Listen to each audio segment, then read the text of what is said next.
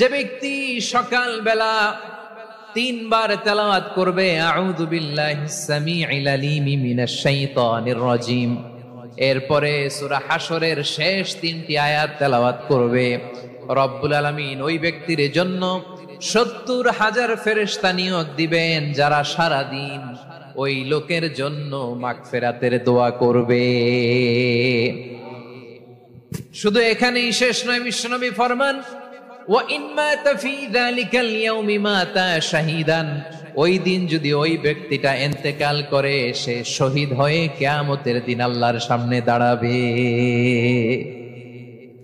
সকালবেলা যদি পড়েন তিনবার আউযু বিল্লাহিস সামিউল আলিম মিনাশ শাইতানির রাজিম তিনবার পড়ে সূরা হাশরের শেষ তিন আয়াত যদি তেলাওয়াত করেন, তাহলে আপনার জন্য আল্লাহ তাআলা ৭০,০০০ ফেরেশতা নিয়োগ করবে। সারা দিন তারা আপনার জন্য মাগফিরাতের দোয়া করবে, আর ওই দিন ইন্তেকাল করলে আল্লাহ তাআলা শহীদ হিসেবে আপনাকে কিয়ামতের দিন দাঁড় করাবে। সুবহানাল্লাহ, এত আস্তে। আবার সন্ধ্যাবেলায় যদি পড়েন সারা রাতের জন্য ৭০,০০০ ফেরেশতা মাগফিরাতের দোয়া করবে।